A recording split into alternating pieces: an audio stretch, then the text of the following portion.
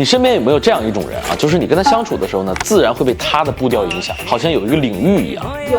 那其实这种人呢，都有很强的人格魅力。这种人格魅力呢，会让他轻松的获得对自身和周遭的控制力。也就是说呢，他可以拥有自己的节奏。而且这种人格魅力在这个时代是非常重要的。所以今天我们来分享一下如何提升你的人格魅力。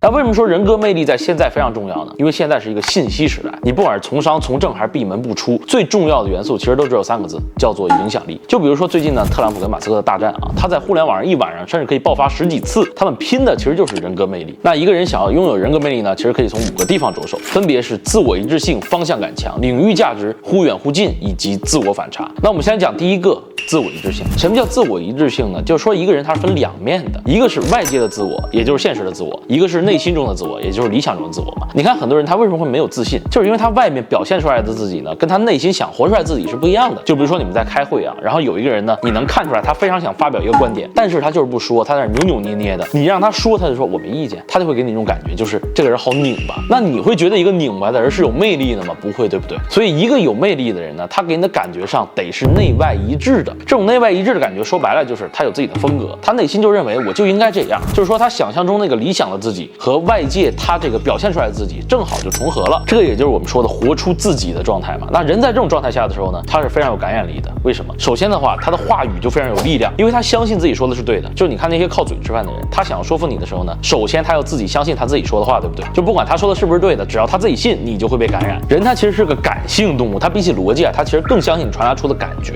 其次呢，在一个人内外一致的时候，他的肢体会配合他的语言，就是他的眼神也很坚定。大家可以去看马云在演讲的时候，他的肢体动作是非常有力量的，配合他的语言就有一种很强的一种感染力，你会不得不信他说的话是有道理的。那如果说你不是靠嘴啊，你也可以有自己的行事风格。你看博尔特在每次起跑的时候，他都会向这个天去祈祷一下，这个就是他自己获得力量的一种方式，他不会在乎别人怎么看待他。那到底怎么才能让内外统一呢？其实很简单，你看你去模仿一个人的风格，你模仿他的外界，你是模仿不出来的，对不对？因为影响一个人外界的是他内心的信念，是他的价值观、世界观，他认为什么能给他带来最大的价值，他就会这么做。所以说，不管你这个人的信念是好还是坏，你至少都要有一个你所相信的信念，然后你要有勇气，你要有勇气去践行你心里这个认为对的东西，你在外界才能投射出你内心想要的样子。那很多人的内在他是摇摆不定的，他就没有一个相信的理论，他没有一个相信的信念，可能也没有人给他这些东西，对吧？那到底该怎么办呢？其实有一群人他是可以随时切换风格的，就是演员。演员他在演戏的时候，他进入任何一个角色都能有一个特定的风格，一个味道，对不对？这个就是老戏骨啊，其实都是这样的。那代表什么呢？代表他提前要知道这个角色的信念，就是他要知道这个角色成长的经历是什么，然后呢，他翻这个剧本，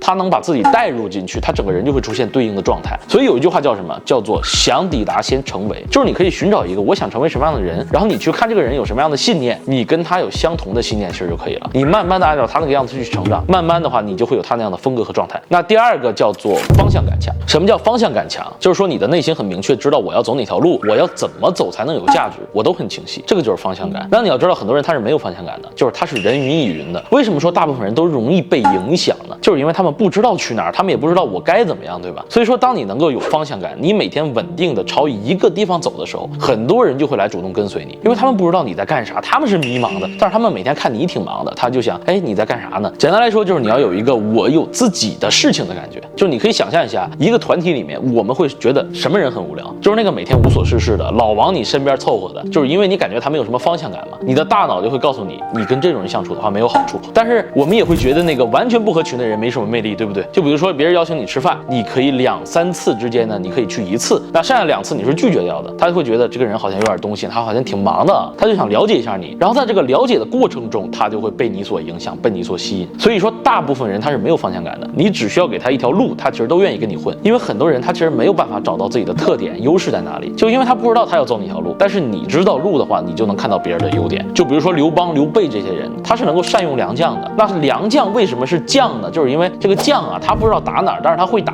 那帅为什么是帅呢？因为帅很明确，我要打哪儿，我要怎么打，他才能成为帅。所以说呢，帅呢是能够识别哪个将适合做什么东西的。也就是说，如果你是个方向感很强的人，你应该能识别出你身边的什么样的人在什么方向上能为你的这条路带来什么样的贡献和价值。也就是说，你能够发现他的闪光点，你就可以和其光，同其尘。那他跟你在一起的时候，他能发挥他的价值，他很开心，你就变得有魅力了。那第3点叫做领域价值，意思就是说你在这个社会上呢，你需要有一个自己擅长的领域，你在这个领域里面呢还要有一定的能力。他为什么要有这一点？就是因为我们在社会中去了解一个人的时候呢，首先是要给他贴标签的，给他贴这个标签其实就是他的角色，也就是他的价值。简单来说就是他是干啥的。那知道这个身份了以后呢，你的性格品行别人才会去了解，他才会变成个加分项。就比如说《加勒比海盗》里的这个杰克船长，他非常有魅力，对不对？那他首先要有一个身份就是海盗，而且他还是一个船长，然后才是他的性格，他是一个正义的海盗，一个有趣的海盗，一个特立独行的海盗。那这些性格和形式放到他这个身份上，才会让他变得有魅力。那如果说他没有这个身份啊，他就每天游手好闲的，那这些性格还会让他那么有魅力吗？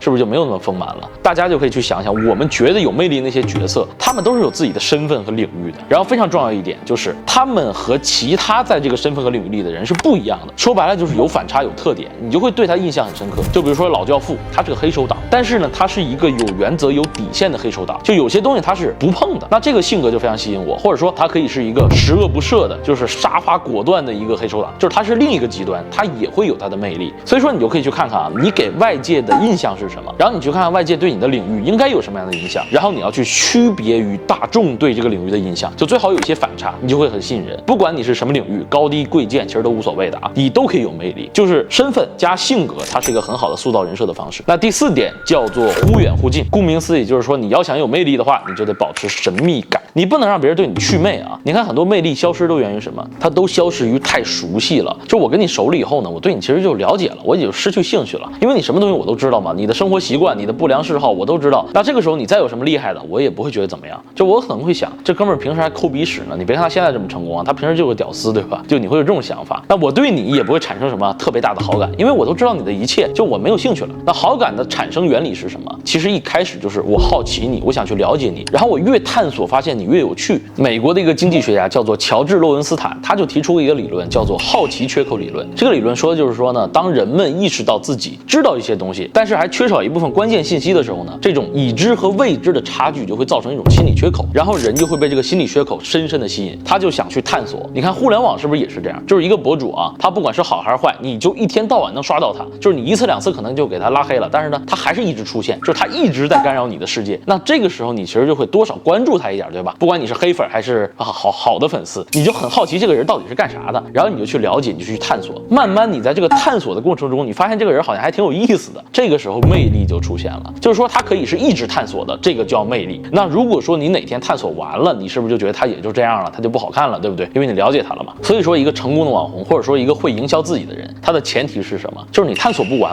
我怎么探索你都挖不完，我好像有很多面，就是你总会发现我新奇的一面，而且你并不能够完全了解我还要跟你保持一定的距离。那这个在社交关系中怎么保持呢？就是你跟一个人去交流的时候呢，你要保留一些自己的秘密，就你可以跟他很亲近，但是你不能全盘托出。你做了一个牛逼的事儿呢，他很好奇你怎么做的，你不要告诉他，因为他知道了，他就会觉得你也不过如此，他会觉得什么？就是我也能做，按照这个方法嘛，你不就靠运气吗？所以你只要不说，他就会对你有滤镜，他就会觉得你有神秘感，这个就叫做忽远忽近。那最后一点叫做自我反差，意思就是说呢，你的人设要想丰满的话，你要想有魅力的话，你得自毁人设。那什么叫自毁人设啊？就比如说我们去看一个角色的时候，一个一直能够运筹帷幄、心思缜密的一个角色，按道理来说他应该不会遇到什么困难，对不对？因为你会觉得他都已经计划好了，可是他还是遇到了一些他解决不了的问题，然后他也很无奈，他也很脆弱。这个时候他的脆弱和他的这个人设是相反的，他就反倒变得很有魅力，因为你对他的印象是固定的嘛，就是当他自己毁掉他的这个人设的时候，你就会感觉到一种故事感，就一种活人感啊。这个可能有点难以理解，就是说你会心疼这个人，然后这个角色就变得非常的生动，非常的有气息。那再比如说一个出身寒微、地位卑微的人，那他给你的印象就应该是唯唯诺诺的嘛，可是他面对权威不卑不亢，还总能保持自己的风度，他是不是就很有魅力？再比如说一个大反派，